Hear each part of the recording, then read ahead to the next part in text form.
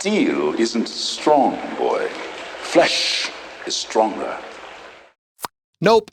Pretty sure steel is still stronger, Thulsa Doom. And spoilers for the following Scooby-Doo episodes. Scooby, Scooby-Doo, Scooby, Scooby-Doo.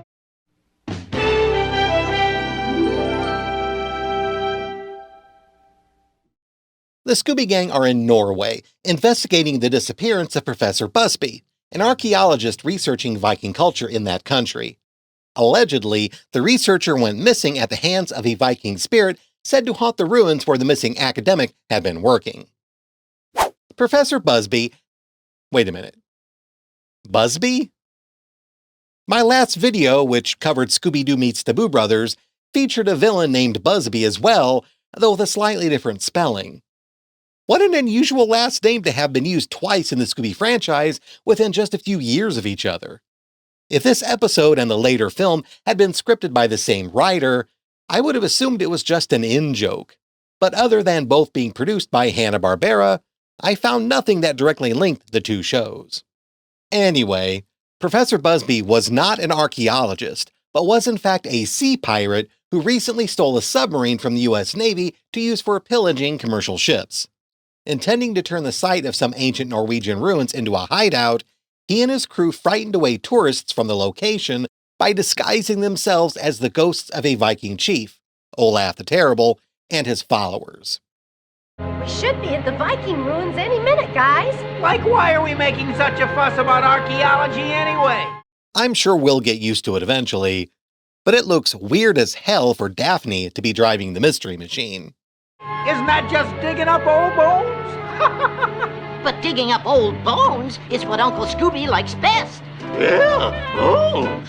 Where in the hemorrhaging is the back of the Mystery Machine? It's bad enough they don't put the dogs in cages while traveling, but this is a horrible accident waiting to happen. Thank you, Professor Busby, for taking time from your work to talk to us. My pleasure, but he's better known as Busby the Pirate. If you're a notorious criminal working undercover, it's generally not the best idea to use your real name as your alias. Speaking of which, how did Busby get the job as a researcher at the ruins? If he wasn't an established, well-known archaeologist, presumably he would have needed to supply credentials to whatever organization managed the historical site. I suppose he could have forged his documentation, but despite being long before the internet, when background checks often involved telephone calls and the tedious back and forth of written correspondence, somebody was really sloppy when it came to vetting their researchers. As mentioned, it was possible that Busby had been an archaeologist prior to his career in piracy, but that doesn't hold water if his name was known in both professions. Academia is insulated enough that regardless of one's field of study, if a professor suddenly dropped out and turned to literal high seas piracy, their name would have become somewhat famous at that point. I'll go over this more later. Busby's scheme was a bouillabaisse of previous Scooby villain efforts. We've seen it all before. Crooked archaeologists, Viking ghosts, secret submarines, as well as plans that centered on ocean piracy. Nothing in this episode could be considered remotely original. The risk versus reward is also hard to pin down, as plundering vessels out at sea is a crapshoot. Whether the target ship is carrying wealthy passengers or valuable cargo, a pirate really doesn't know until they raise the Jolly Roger and attack. Granted, sea piracy still exists to this day, but generally it's carried out by desperate people with very little to lose. So I don't think Busby's operation would have been likely to result in any massive payday. Worse, of course, was that he somehow stole a US Navy submarine. Even setting aside the obvious danger of having a warship in criminal hands, or the risk to national security should a hostile nation get hold of it, the international embarrassment of having one of their submarines stolen would undoubtedly result in one of the greatest manhunts ever executed by the entirety of the United States military forces. There is no way that Busby would be able to operate for any length of time before he was caught. And getting caught would be the best he could hope for. The odds are good that Busby's stolen submarine would simply be blown out of the water once its location was determined. Navy intelligence would prioritize the rest of the fleet and the lives of their crew rather than attempting to recover the stolen vessel undamaged and capturing the pirates alive. Busby's plan was unoriginal and not even close to being financially worthwhile. Worse, calling it high risk doesn't do it any justice because it was a near certainty it would end with the violent death of him and his entire crew. He gets a 1 out of 5 for the design. Let's just get this out of the way right now. Viking helmets did not have horns like that. Though now that I think about it, perhaps that alone is evidence Busby had never been a real archaeologist because he would have presumably known better. Or like the scientists at Jurassic Park, did he model the appearance of his crew's costumes based on the popular perception of what Vikings looked like, rather than how they really were?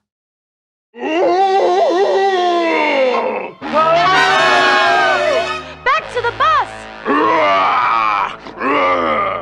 Well now, he looks familiar. That's pretty much the exact same design as the leader of the Viking ghosts from the episode The Curse of Viking Lake from the second season of the Scooby-Doo show, which aired 6 years earlier to the day as this one. Where did all those Vikings come from? Hail Olaf the Terrible! Are they Vikings? Or something much, much worse? As you can probably guess, this section is going to be quick. Choosing a Viking ghost as a disguise was not only not original, but the same character model from a previous Scooby episode was used. Indeed, it's worse here because at least in the earlier incarnation, the costume included red eyes to add a bit of supernatural flair. 2 more prisoners! Grab them! He looks familiar too. Just dye his hair red and he'd be one of the 2 Viking minions from that aforementioned episode. Hanna-Barbera never missed the chance to save a buck, even if it meant blatantly reusing concept art.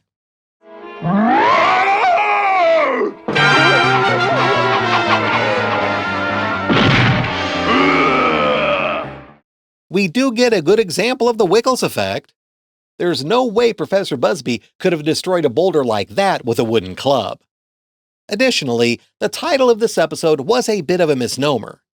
Vikings may have been marauders who were undoubtedly violent and merciless to their enemies, but they were also intelligent and had a society advanced enough to engage in craftsmanship and trade.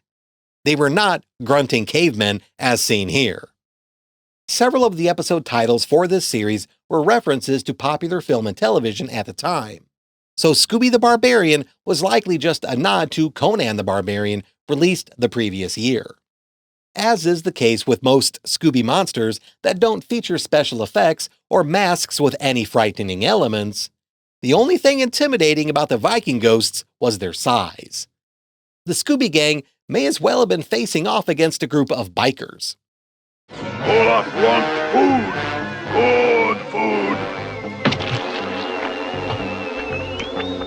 Though not quite as impressive as smashing a boulder with a club, it's still the Wiggles effect with Busby here squeezing the pumpkin like that. I mean, while it's possible, that's pretty hard to do. Even accounting for the appropriateness of their costumes for the location, as they weren't original nor particularly frightening and had no special effects, the Viking ghosts made for very poor disguises. They get a 1 out of 5 for the outfit score. Overall, this was not a very successful operation for Busby or his crew. While they managed to steal the Navy submarine, at no point was it mentioned that they managed to successfully raid any merchant vessels. Though since he was referred to as Busby the Pirate, perhaps it could be assumed that they were already established ocean marauders, and the theft of the submarine and taking over the Viking ruins was just the next evolution of their organization. Then again, Busby could have been an established archaeologist who suddenly decided to switch careers. It happens, but most people usually change between professions that are somewhat related, like how an accountant might start working as a stockbroker, or a professional baseball player might find themselves pulled toward football. But going from being an archaeologist to a literal high seas pirate may be asking a bit much from our willingness to suspend disbelief.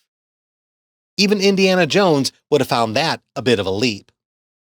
In either case, though, using his real name, or at least one of the names he was known for as his cover for researching the ruins, was a huge mistake. I've made a huge mistake. It's possible that Busby had only studied archaeology enough to pass himself off as an expert, or he could have had a completely different name at birth and got his PhD before turning to crime. But why would he use his pirate name as his archaeologist alias? That was just asking for someone to put two and two together, especially as the ruins were already being investigated by a Navy official. There might be a clue in here that'll tell us what happened to the professor. Let's split up and find it. Hey! What are you kids doing here? I was about to ask you the same question. Wow. The balls on Daphne. She and the boys were the ones trespassing. We were just looking for Professor Busby. Well, you're trespassing on private property. Look somewhere else. Yeah, sure, we're leaving anyway. Daphne did not, in fact, leave the room. She walked right past the door. But, who are you? I'm Niels Jansen with the Navy Department. They sent me to recover the stolen submarine. If Jansen knew enough about Busby's operation that he was sniffing around the Viking ruins, why didn't he already contact his superiors to surround that location to prevent the escape of the stolen submarine? And was he so gruff with Daphne earlier because she was impeding his undercover investigation?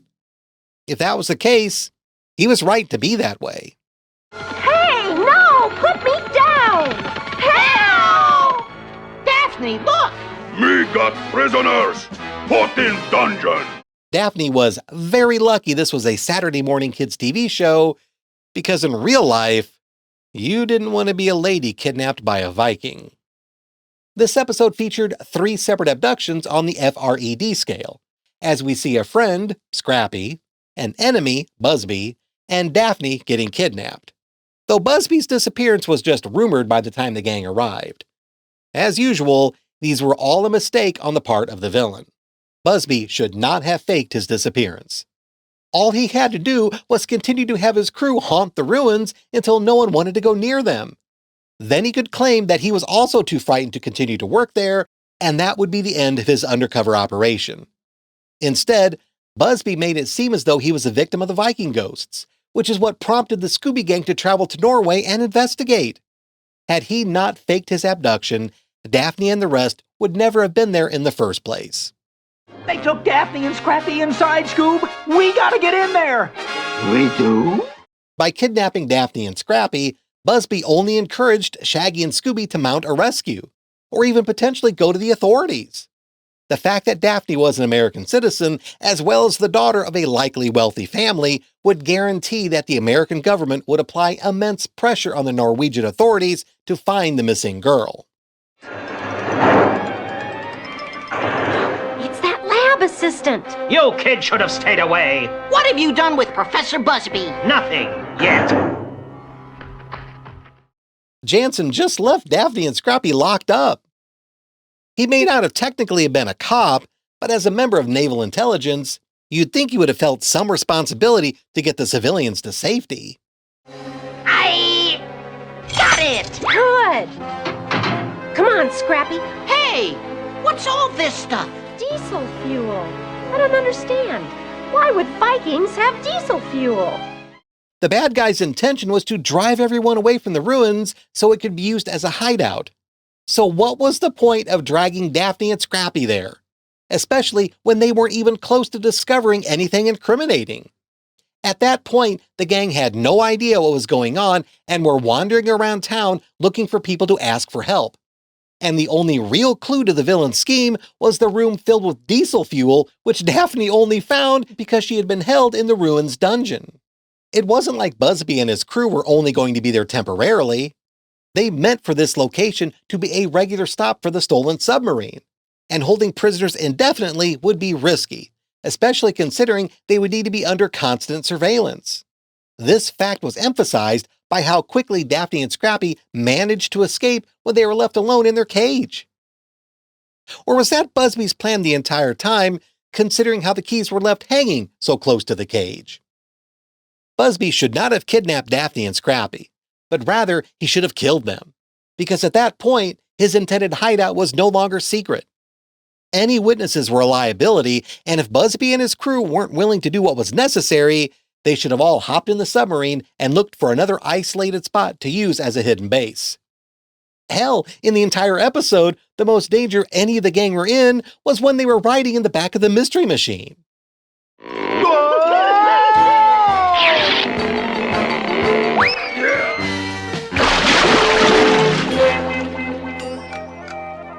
Hey, Scoob, I've got an idea.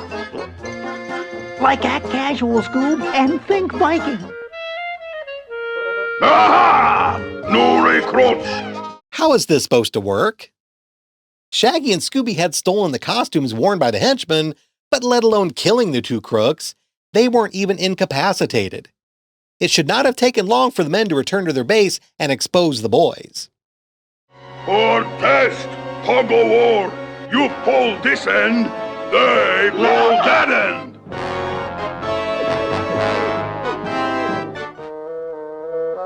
It's Professor Busby. But who are you? We're friends, Professor. We've come to help you. Wait a minute. Olaf the Terrible was Busby's disguise, so how could he be here in the underground talking to Daphne when he was also currently above ground tormenting Shaggy and Scooby? Busby made several mistakes, including using his pirate name as his undercover alias, unnecessary kidnapping, and not permanently dealing with meddling witnesses. The only thing he succeeded at was stealing a Navy submarine, which was actually kind of impressive despite being a very dumb thing to do. That bit of audacity raises what could have been a complete failure of an operation score to a merely disappointing 2 out of 5. This leaves Olaf the Terrible with an abysmal final do score of 1.3 out of 5. Sorry. How did Shaggy get his shirt and pants back on? He was clearly not wearing them under his Viking disguise. Early 1980s Hanna-Barbera did not give a f***.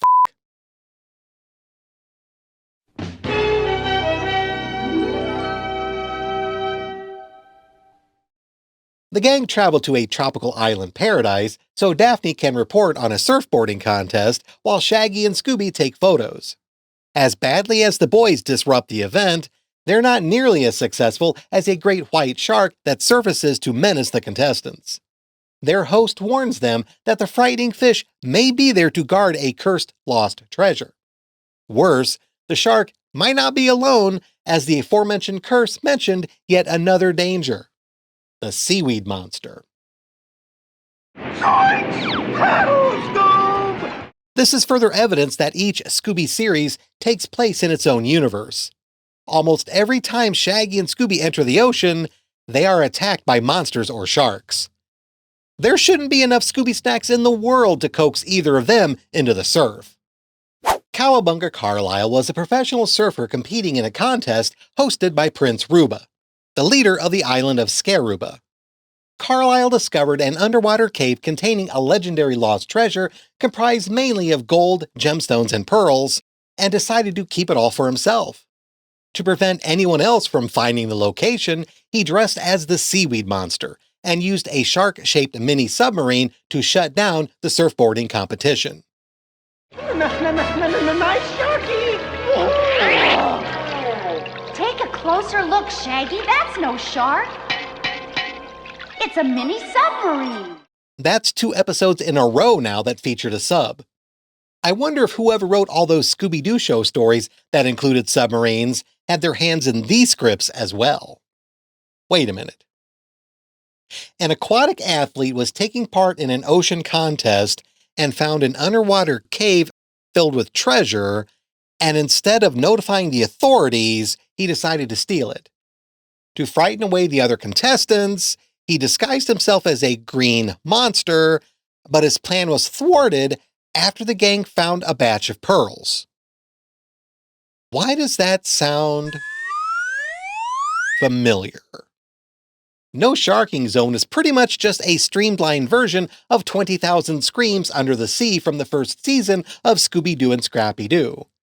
That episode's villain was named Tiger Morris, so even the bad guys from both episodes had unusual first names. Welcome, everyone, to the beautiful island of Skaruba for our 10th annual surfing festival.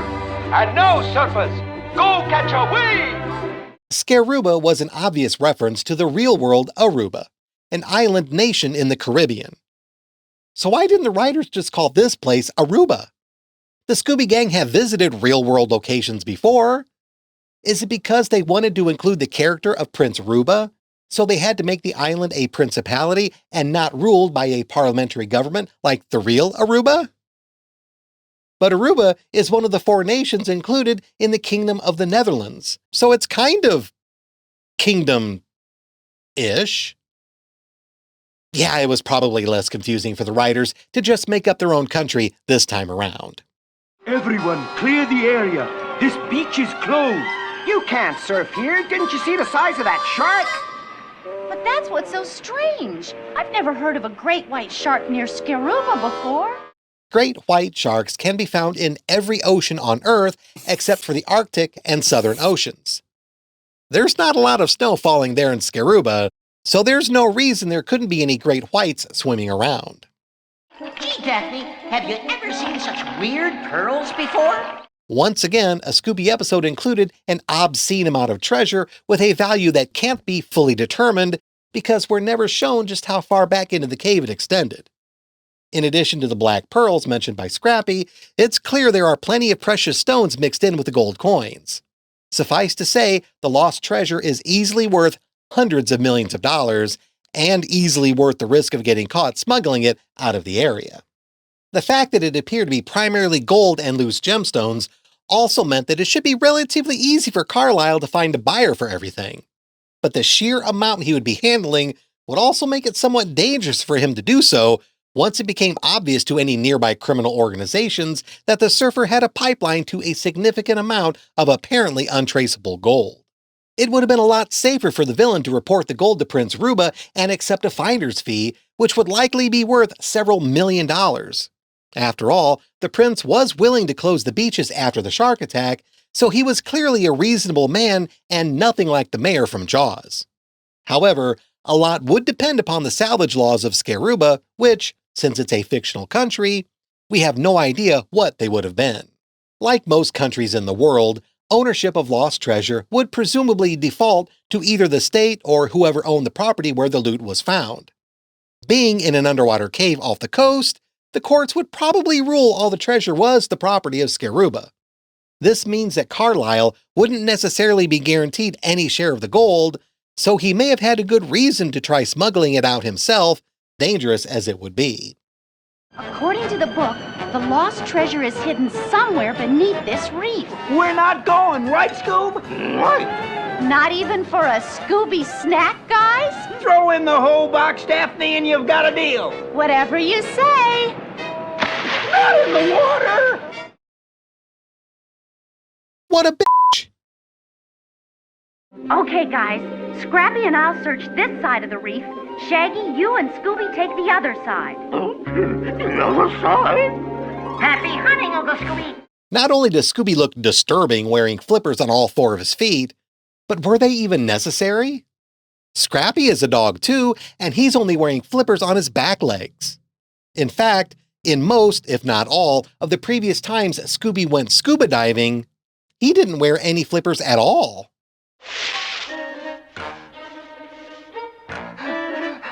Me too. Surprise! It's just us, Uncle Scooby. Scrappy? Daphne? And take a look at what we found. The lost treasure of Skaruba. The gang easily found the cave holding the treasure. So just how lost could it have been? Could the entire legend of the lost treasure and the curse that allegedly protected it have been merely the invention of Prince Ruba? Considering how carefully the gold was stored and how clean it was, it's not like it could have been down there in the cave, open to the elements, for centuries. Was this the monarch's secret vault where he had been covertly funneling his island's wealth in preparation for the day he or his family get overthrown? That is something dictators are famous for.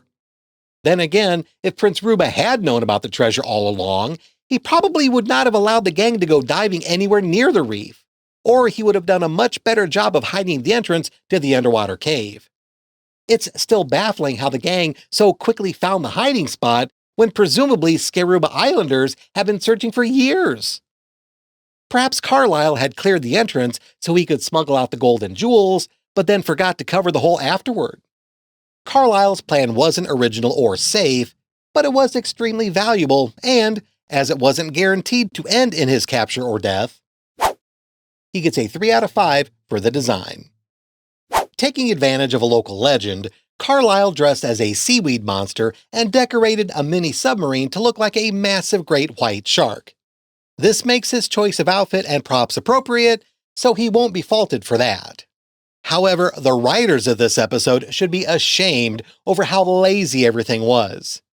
Not only have sharks appeared so many times before in previous Scooby series, but one earlier villain plot even included metal torpedoes disguised as sharks, and since they were meant to carry passengers, that's not a far cry from a shark-shaped submarine. Well, like, don't sweat it, Scoob. Daphne's right. Who ever heard of a seaweed monster anyway?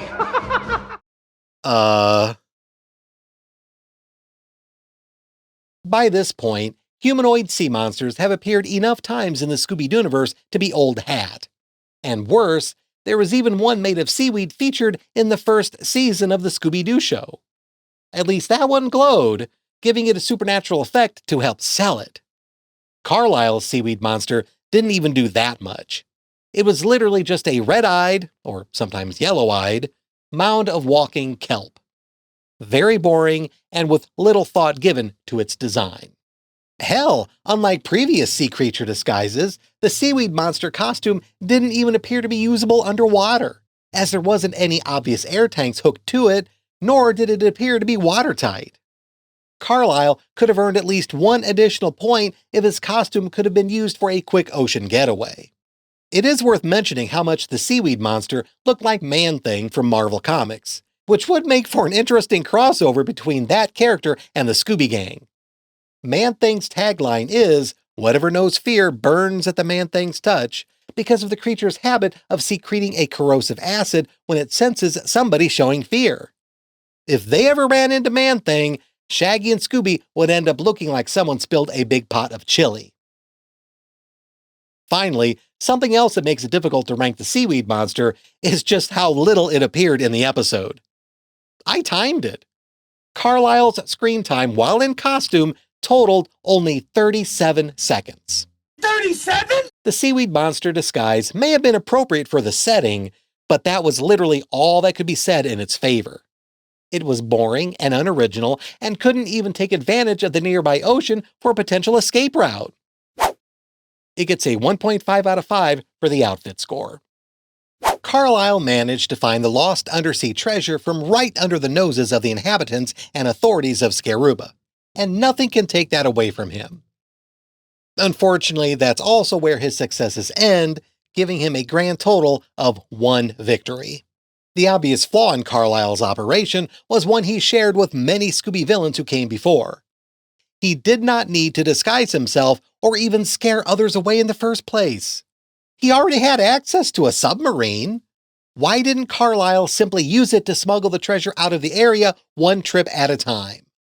Hell, I'll even grant disguising the submarine as a shark was a good idea, because that would allow him to travel safely underwater incognito should any divers be nearby.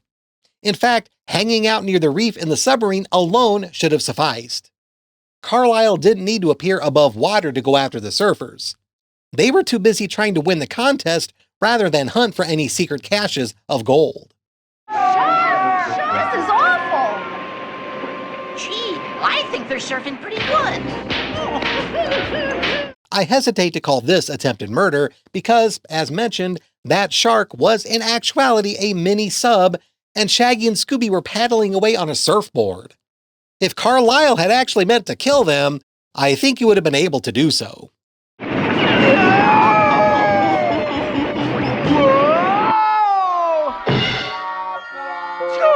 Like I think we landed in heaven. Shaggy was just shirtless and wearing red swim trunks, and now he's fully dressed. Early 1980s Hanna-Barbera did not give a f***. Well, I better catch another wave. See you later, folks. I think we landed in heaven. Everyone, clear the area. This beach is closed. What are those kids doing out by the reef? If you ask me, they're looking for trouble. And I'm afraid they may find it. I find it questionable that Carlisle was working alone, since the shark submarine was terrorizing the surfers while he was part of the contest as well. However, to the credit of the animators, whenever Carlisle was in a scene that didn't involve him wearing his disguise or driving the shark sub, there was always a dissolve between shots, making it impossible to determine how much time had elapsed.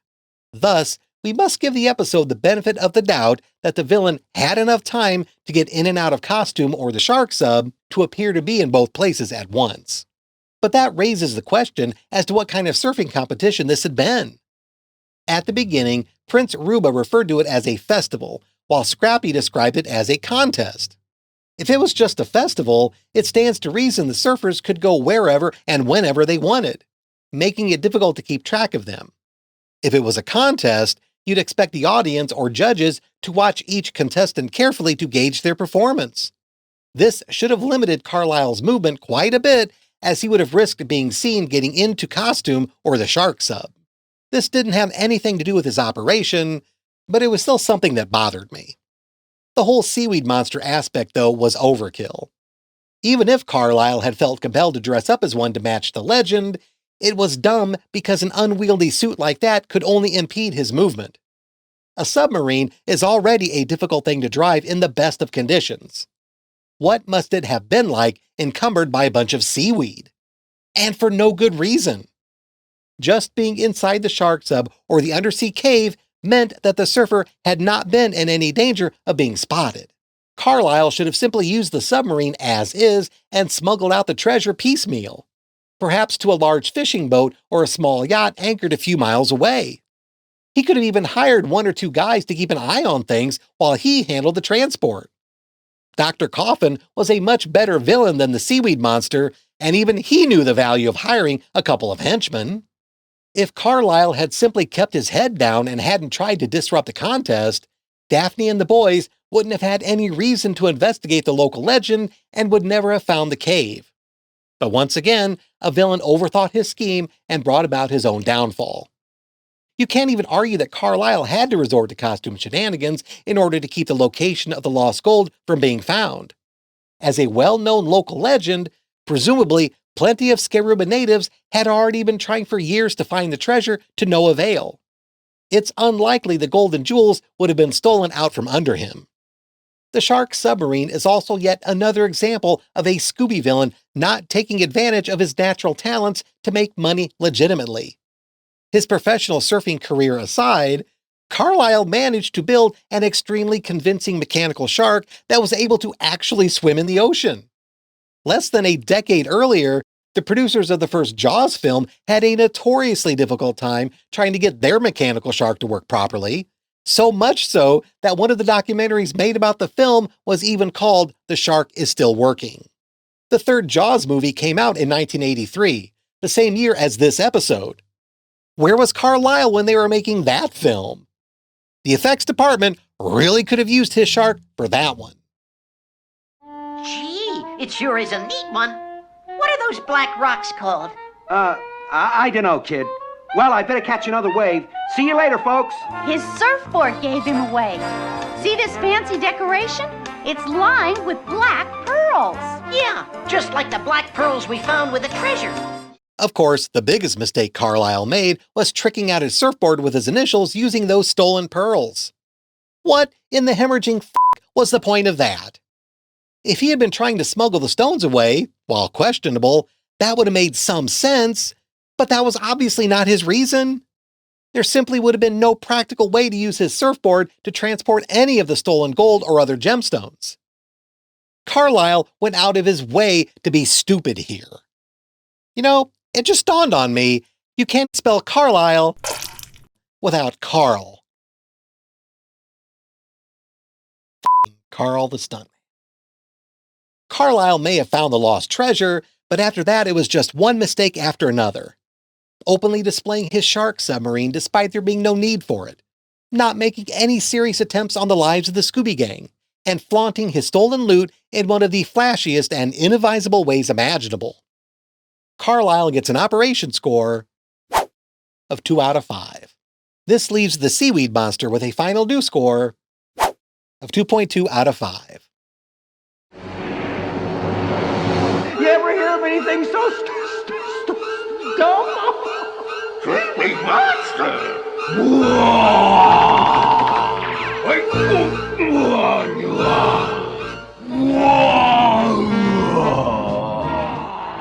But who is that? Quick, back to the monster. Cowabunga Carlisle. So that's how it happened, Prince Ruba. His surfboard gave him away. You stole them. I wasn't kidding. That was every appearance of the Seaweed Monster in the episode. 37 seconds! 37? I would like to take a moment to thank my new paid supporters on Patreon and YouTube and apologize in advance if I mispronounce any names. Tyler. Thank you, Tyler. Thank you to everyone helping support my channel. It absolutely means the world to me. If you'd like to help, there's a link to my Patreon page in the video description, or you can click the join button somewhere at the bottom of this video to become a YouTube channel member, but please only if you're comfortable doing so. Supporters receive credit in my videos for as long as they remain a paid member, as well as a personal shout out in the next regular video produced after they join. If you're interested in picking up some clothing or mugs, there's a link to my merch store in the video description. If you send me a photo wearing or holding anything you buy, I would love to include it in my next regular video. This means you are giving me permission to share it if you send it to me. No takebacks. Incidentally, this is not one of the shirts on my merch store. I bought a couple of these for my wife and I as they were designed and sold by Kate Micucci. As many of you are aware, Kate is the current voice of Velma and is an absolutely adorable human being. She didn't sponsor this video and doesn't even know my channel or I even exist, but as she's an important part of the Scooby-Doo universe, I couldn't help but pick up something she created.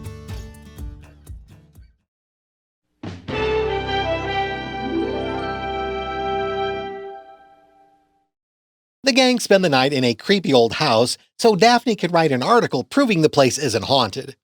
To guarantee Shaggy and Scooby's cooperation, she secures the front door with a time lock that won't allow anyone to leave until morning.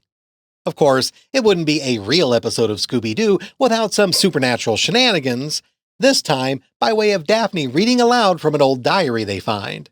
This causes nothing but misery for the boys, as the ghostly events recorded inside the journal start to happen to them in real life. What are you doing? This time lock will prove we spent the night here, as well as this photo. Now we can't leave here till morning. Yes, you'll never be able to leave the place, because gigantic old houses like that are famous for not having any back doors or windows that can be opened. This is one of several episodes in the new Scooby and Scrappy-Doo show that doesn't follow the Scooby formula. Apart from the haunted house, there is no mystery to solve or bad guy to unmask. So rather than my usual villain ranking, I'll just spend a little time giving my thoughts on the episode.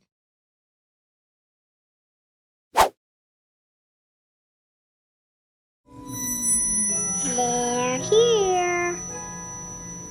Right off the bat, Scoobygeist was obviously a reference to 1982's Poltergeist, a popular haunted house movie released the year before, purportedly directed by the late Tobe Hooper.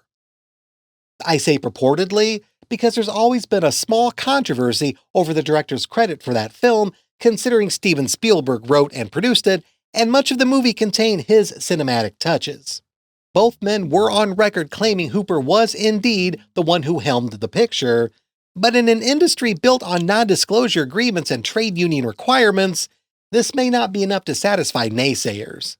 Personally, I lean toward the side that argues Spielberg was more the director than Hooper, but would be perfectly satisfied if they were each designated as co-directors. With no principal villain and comprised mostly of a series of slapstick encounters with ghosts, this felt more like a Looney Tunes short than an episode of Scooby-Doo. In particular, one of the Porky Pig and Sylvester cartoons from the late 1940s and early 1950s, where the duo would find themselves in a spooky location, with only Sylvester realizing the danger, while Porky insisted it was all in the cat's imagination. This time lock will prove we spent the night here. Listen to this, Scrappy. In the den, there are heads of stuffed animals that come alive at the stroke of midnight.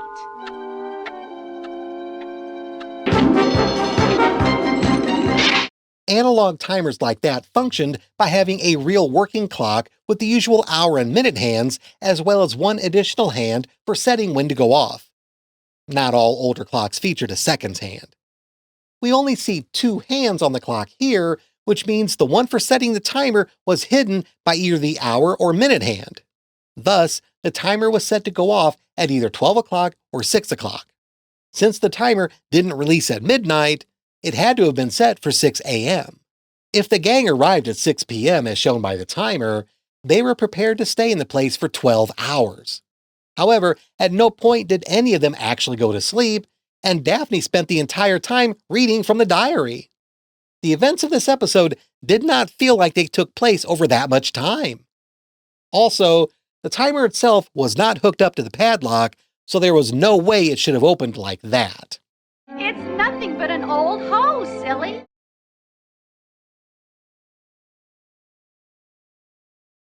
Shaggy, you and Scooby put the food in the dining room while Scrappy and I find the lights. Those are just dust covers for the furniture. Come on, Scrappy, we'll take the baskets to the kitchen. Make up your mind, Daphne. Are you going to eat in the dining room or the kitchen? Also, where did those baskets come from? Because nobody was carrying them when they arrived. The captain kept a painting of his schooner, the Marianne, in the room where he slept. But on rounding the horn, the Marianne was struck by a giant typhoon. She floundered, taking the captain and all her hands to the violent waves. I'm confused. Presumably, the ship's captain would have bought this house after he retired.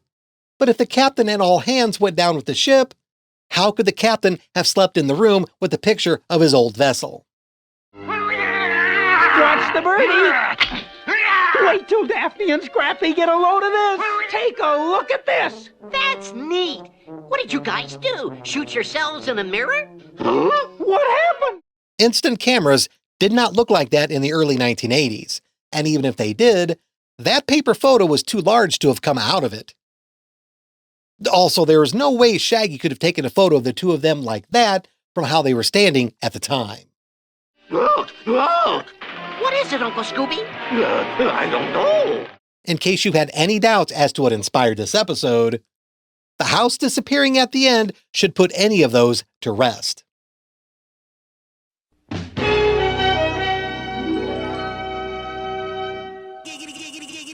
The gang visit a southwestern state park populated by Native Americans to investigate a series of unexplained earthquakes.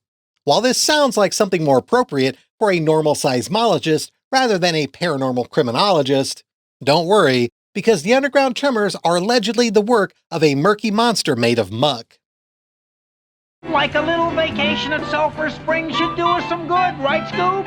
Vacation? Yeah. It hasn't been very well established with this series so far, but apparently Daphne works as a reporter in this incarnation of the Scooby Gang, while Shaggy and Scooby tag along with her, presumably as her assistants. In other words, they now have a reason to go on vacations. Who said anything about a vacation? We're here to see a seismologist named Grumper who's investigating a mysterious series of earthquakes. Oh, never mind. Never mind. Oh. Ooh, yeah. All right, whoever animated this scene was clearly obsessed with photography, because there has never been a more detailed camera shown in the Scooby-Doo universe up to this point. They usually look like this. Quanto was a member of a Native American tribe that lived on a reservation at or near the Sulphur Springs State Park. He planned to frighten away the rest of his tribesmen so he could steal the clan's fortune by not only dressing up as a creature from their folklore, the mud monster, but also by using a large machine he built out of modified jackhammers that slammed into the ground and caused earthquakes. The people of the village are frightened. I say we must go. But I am in charge of the village, Quanto, and I say we stay. Quanto. Not to be confused with Squanto, or Quinto, or even Quato.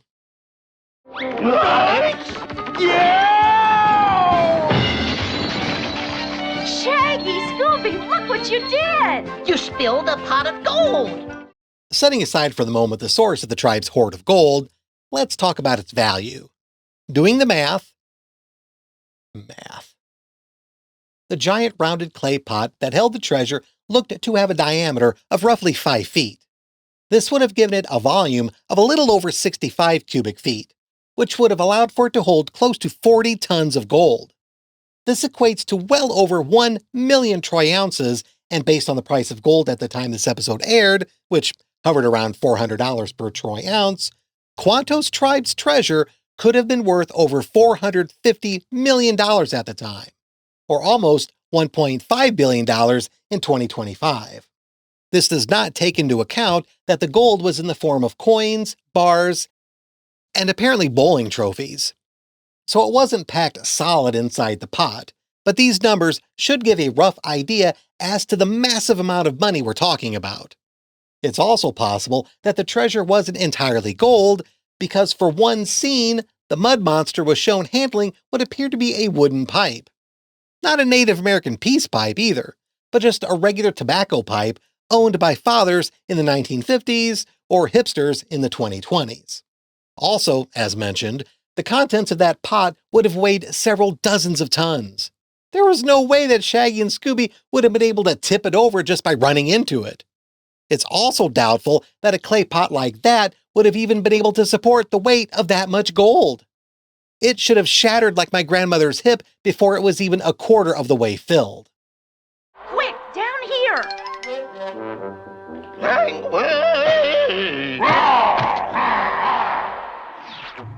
This must be the Indians' ancient tribal spirit chamber the sheriff mentioned.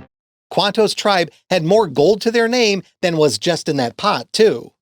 The statues found by the gang in the spirit chamber looked like they were at least partially made of gold, which is supported by the earlier introduction of other auric artifacts. What's that? That's the traditional Indian medicine staff. And I think he's found one. Oh! Look! The golden eagle in the drawer is just like the one on the medicine staff we found. Well, we found this by the springs where those earthquakes were. And where we saw the monster. Scooby was just casually stealing something out of the sheriff's drawer. For all the dog knew, it could have been evidence of a crime which would make him guilty of evidence tampering as well as theft. But that gold eagle comes from the Indians' ancient tribal spirit chamber. In fact, I found one just like it in the alley. Uh-oh. I wonder how it got there. Oh, he put it back. Never mind. Never mind. Incidentally, the eagle headpieces were mostly spherical in shape with a diameter of roughly 5 inches. If they were made of solid gold, the top of that staff would weigh over 45 pounds. That's a lot of weight for Daphne and Scooby to be casually holding like that. It would be like carrying a 5-year-old child in the palm of your hand. Each headpiece would also be worth over $260,000 at the time, or almost $850,000 in today's money. I set it aside earlier, but now I want to talk about where the tribe even got that much wealth to begin with. Unlike the lost treasure of Scaruba, the existence of Quanto's tribe's fortune was never in dispute. From what the sheriff said, it was common knowledge that the local Native Americans were able to get their hands on a lot of gold. But that gold eagle comes from the Indians' ancient tribal spirit chamber. This must be the Indians' ancient tribal spirit chamber the sheriff mentioned. Except the sheriff didn't say anything about the Native Americans' gold. All he said was the eagle headpiece came from the tribe's spirit chamber. Of course, this doesn't really matter, because the instant anyone saw the medicine staffs, they would know Quanto's tribe had a lot of gold somewhere. Since the location of the gold was known and it was obviously in use by the tribe, We're not talking about an ancient trove kept hidden from the world for the past several hundred years. It likely represented the clan's actual wealth, which had to come from somewhere. It's tempting to say Quanto's tribe probably ran a casino or two, but it's a myth that most Native Americans are rich due to gaming. Frankly, if this particular tribe had earned their wealth from casinos, you'd think they would have known how to secure their gold much more safely than just stashing it in a giant clay pot at the bottom of a hole. The source of the tribe's treasure has no impact on ranking Quanto as a villain, but I thought it was something interesting to bring up. Considering how lax the tribe's security was when it came to guarding their wealth, it's safe to say that Quanto wasn't risking much when it came to getting caught. In fact, despite seeing the sheriff at the end seemingly taking him into custody, there could be a question as to his jurisdiction if the crime took place on a reservation. If they had their own police force, it's possible that Quanto's tribe would punish him internally, which as far as we know could be something as simple as community service. Quanto's plan did have one critical flaw. It assumed the tribe would panic over the fake earthquakes and leave the gold behind when they fled. Why would they do that? It's one thing if you're caught in a volcanic eruption and you find yourself fleeing the pyroclastic flow before the heat of the escaping gases turns your body into a skin bag filled with stewed chitlins, but it would be clear that during one of Quanto's fake earthquakes that no actual damage was being done to anyone's houses. This would allow the tribesmen to carefully plan their evacuation, which, no doubt, would include their hundreds of millions of dollars worth of gold. While dressing as a monster to scare villagers away from a treasure is nothing new, the earthquake machine was an interesting angle, though still very similar to what happened in The Weird Winds of Winona, with the villainous bank president using a wind machine to try and drive residents out of town. Quanto's plot felt slightly rehashed, but not nearly as badly as others we've seen, and the risk of capture was relatively low. There wasn't even a guarantee that he'd be punished even if he was caught. It was also worth a lot of money. Lots and lots of money. He gets a 3.5 out of 5 for the design. The Mud Monster looks like any other blob monster that previously appeared in the Scooby-Doo-niverse, in particular the Tar Monster from the 3rd season of the Scooby-Doo show. In fact, both creatures were based on local legends, and both seem to use the medium in which they were created as their travel route, with the Mud Monster rising from the muck of Sulphur Springs like how the Tar Monster emerged from the black pools around Byzantius. Unlike the Tar Monster, however, Quanto's Mud Monster disguise had little by way of anything interesting about it. The former featured a giant glass eye and red mouth, whereas the latter just had black sockets for everything.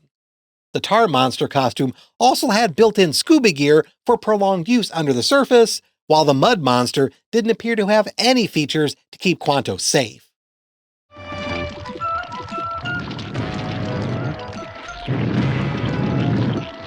The Mud Monster also wasn't particularly frightening, as the mask was very plain and there were no special effects other than its ability to appear out of the mud, which was really just Quanto standing up. Though to be fair, that had to have taken quite a toll on him physically. I know I get all out of breath just climbing out of the lake when I go swimming. Once again, about the only thing that can be said in favor of Quanto's disguise is that it took advantage of a local legend and thus was an appropriate choice for the villain to use as his outfit. But even then, Quanto could have spent more time on the design, like installing stone fangs in the mouth or glowing geodes for eyes. Hell, would it have killed him to have steam or smoke emanating from the suit to give the impression that the monster was intensely hot? The Mud Monster may have been appropriate, but it was unoriginal, not scary, and had no special effects. It gets a 1.5 out of 5 for the outfit.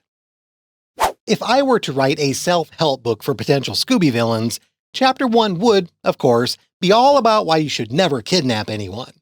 The very next chapter, though, would be a warning about the danger of getting too greedy.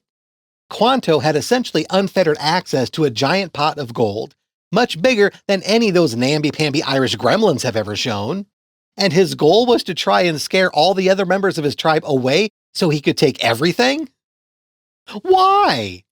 Nobody seemed to be guarding it, and it didn't exactly look like it was sorted or categorized. How would anyone know if he took a few tens of thousands out at a time? Quanto could have secretly smuggled out $50 or $60 million worth of treasure without anyone noticing.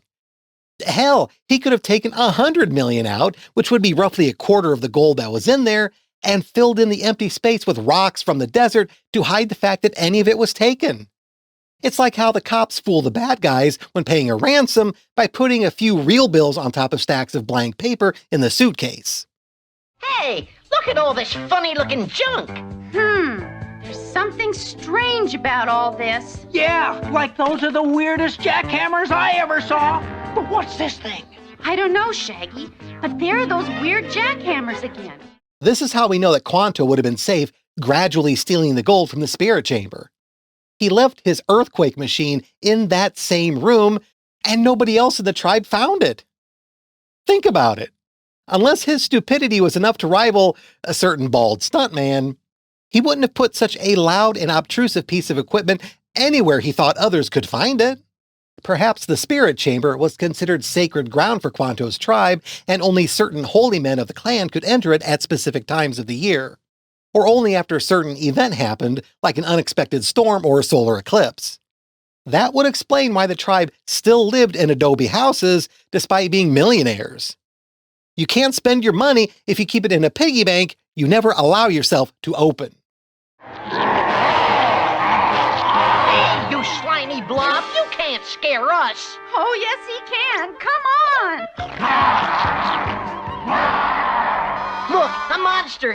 Let me at him, Daphne. He can't hurt us. Not if we leave, he can't. Let me at him. I know Hanna-Barbera often recycled their animation, but reusing two sequences in a row just 5 minutes apart in the same episode? As some might guess from how I suggested Quanto would have been better off quietly stealing the treasure piecemeal, I would also argue that he did not need to dress up as the mud monster or build the earthquake machine. Both just made it that much harder for him to act surreptitiously. It could be said that the mud monster suit did come in handy when it came to driving off the gang, at least the first time when they had just arrived and Quanto didn't know who they were and likely assumed they were just the usual tourists. But the second time he pursued them was a massive miscalculation because he chased them directly to the spirit chamber where the gold and his earthquake machine were kept. It's tempting at first to suggest that Quanto made a mistake by leaving the spare jackhammers he used for the earthquake machine in town where anyone could see them. And indeed, his fellow tribesmen might wonder what he was up to if they saw him with the tools, or even driving the truck next to where they were stored. But Daphne had no good reason to think they were suspicious. The back of the truck they were next to was filled with dirt, and there was a pickaxe and probably a shovel in there as well. There's absolutely nothing weird about excavation work in and of itself, so Daphne should have barely even noticed the 5 jackhammers. The fact that there were so many just meant that there could have been that many at the job site who needed them. The gang didn't see who had been driving the truck, and there was nothing that linked it to Quanto and subsequently to the earthquake machine. I refuse to count this as a mistake made by the bad guy. Well, I should have known Quanto was behind all this. He was too anxious to take that job at the museum, working with all the artifacts. What the hell was that supposed to mean? Plenty of people would be excited to work at a museum, especially if it involved their own people. Like the jackhammers in town, this was another lazy attempt by the writers to make Quanto seem like more of a suspect than he actually was. In the end, if we ignore that it was probably not the best idea to dress as the mud monster or create the earthquake machine, the only real mistake Quanto made was chasing the gang to the spirit chamber. Any of the other clues he left behind either would not have incriminated him or were questionable decisions made by the writers. Having said all that, I'm not sure if Quanto could be credited with any successes either. The chief of his tribe flat out refused to evacuate their people, and we don't know if Quanto managed to get any of the gold out of the spirit chamber, though he had to have got the money to purchase all those jackhammers from somewhere. Ultimately, the whole operation felt like a wash to me, which leaves Quanto with an operation score of 2.5 out of 5. This also leaves the Mud Monster with a final do score of 2.5 out of 5. My people want you to have one more memento of our village. Please take this staff that you found. For me? Thanks. Did I mention that gold headpiece was worth over $250,000 at the time? Ranks indeed. And that's my ranking of the villains from the first set of episodes of the first season of the new Scooby and Scrappy-Doo show, shown here. This wasn't the most auspicious beginning to the series, which is a bit concerning, as the previous Scooby shows seemed to at least start out strong before fizzling out by the end. It's not like I was expecting a lot going into this, so perhaps if we keep our expectations low enough, even scores in the mid to upper twos can be considered a small victory. I hope to see you next time. Thank you for watching. If you enjoyed this video, please like, subscribe, and leave a comment. If you'd like to help support this channel, there's a link to my Patreon below, or you can become one of my YouTube channel members by clicking the join button. But please only if you're comfortable doing so. Supporters receive credit in my videos for as long as they remain a paid member, as well as a personal shout-out in the next regular video produced after they join. There's also a link to my merch store where you can pick up clothing or mugs. If you send me a photo wearing or holding anything you buy, I would love to include it in my next regular video. This means you are giving me permission to share it if you send it to me. No takebacks. While writing the part of this script about the hands on an analog clock, I found conflicting accounts as to what you call the third one. Some refer to it as the second hand, while others call it the seconds hand. I prefer the latter because these days analog clocks aren't nearly as common, and second hand is used more often to describe used goods. But if it's seconds hand, why aren't the others called the hours hand and minutes hand? Sometimes I really hate the English language.